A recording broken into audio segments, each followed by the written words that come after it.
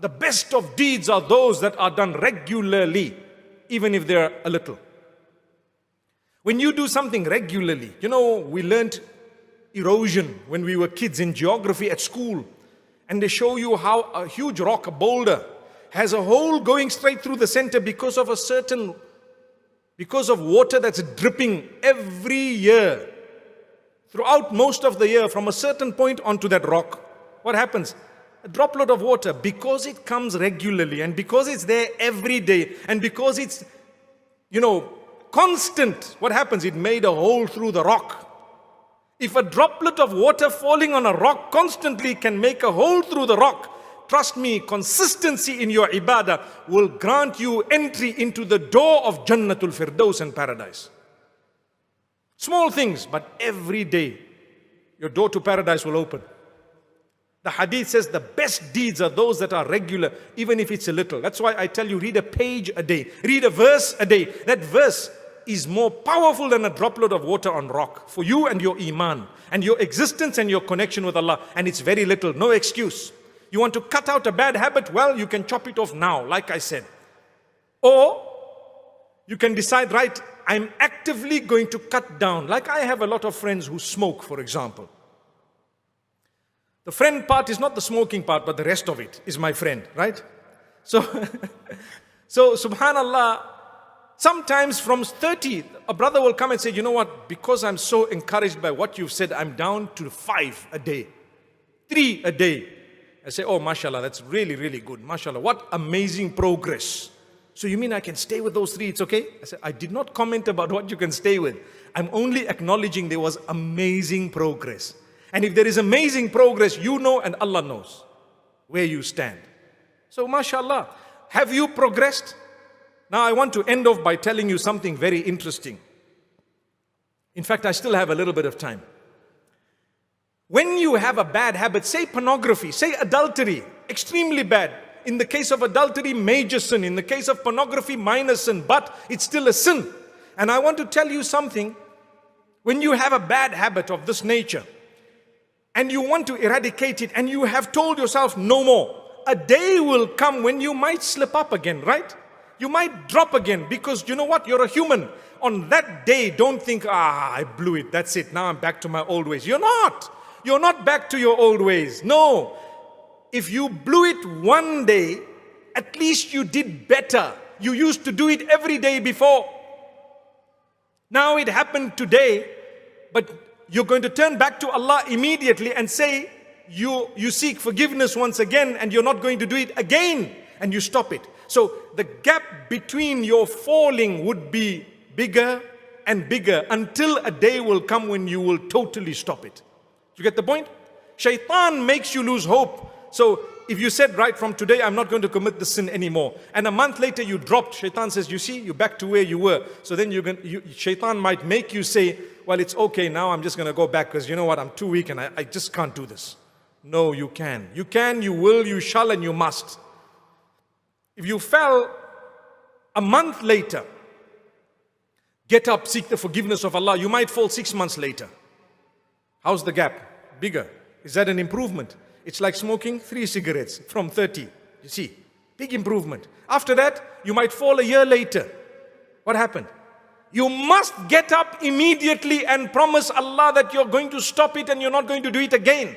That's the condition. Then you can eradicate that bad habit. Otherwise, if you're going to give up every time you fall, we all fall. We all fall, myself included. We are human beings. We will fall. Allah wants you to be dedicated. If you missed one salah, does it mean you must stop all your salahs? No. You might miss it even if you're regular with your salah. You're a human being. The Prophet ﷺ says you may sleep a little bit sometimes, much, and you might not realize that the time of salah has crossed. As soon as you get up, fulfill your salah. Or you might suffer with forgetfulness at a time. It's possible. You were busy doing something and you forgot. That's a hadith of the Prophet ﷺ. مَنْ نَامَ عَنْ صَلَاةٍ أَوْ نَسِيَهَا فَلْيُصَلِّهَا إِذَا ذَكَرَهَا. Whoever sleeps over a prayer or forgets a prayer should fulfill it or should do the qadha as soon as they remember, as soon as they can. It's a simple hadith. He didn't say that's a bad person, because you're a human. But the point I'm raising is, in the same way, when you are trying to get rid of a bad habit, you might falter somewhere down the line. Don't let that be a means of you giving up, but rather get up and continue for longer without that bad habit.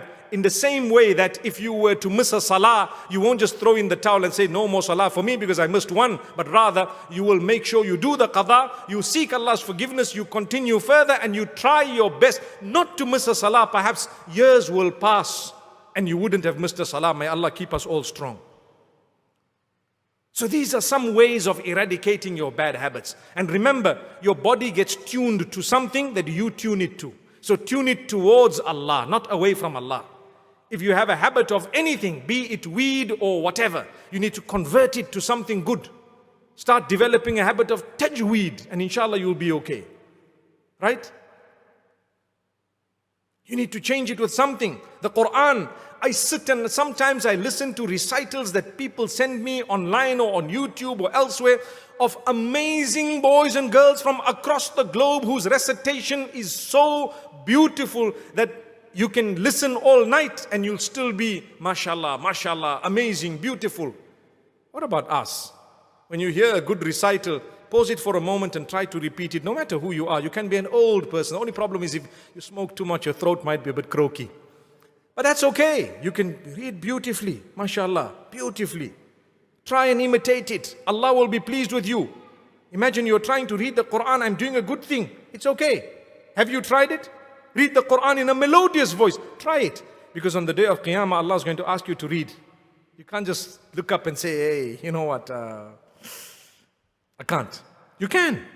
Have you memorized a portion of the Quran? The answer is yes. We all know Surah Al-Fatiha. We know a few other surahs and so on. So, on the day of Qiyamah, you may be asked to read that. What you're going to do? Start reciting, practicing from now in a melodious voice, because that hadith says you will only be able to read the way you used to read on earth. Some of us don't even read Quran. Come on, you can change that habit. You know, if you were to know what's going on, and I'm sure many of you do, if I know, then I'm sure a lot of us here do. The amount of effort that our boys and girls and adults are putting into learning moves of your foot and your hands and your head and the movement of your body just for TikTok. The amount of effort that is being made to learn those moves in order to create a 30-second clips. You need 1% of the effort in order to become the most powerful reciter of Quran in the whole world.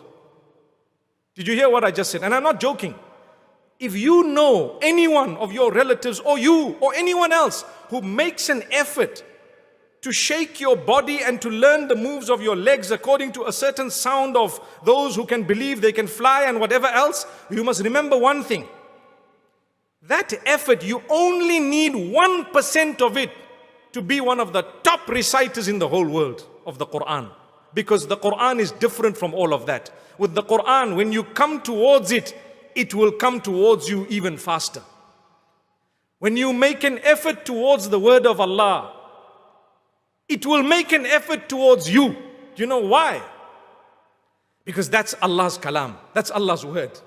And Allah tells us, if you want to come towards me, I'll rush towards you. You come towards me afoot, I come towards you more. You come towards me walking, I come towards you rushing. That's Allah. Make an effort with it.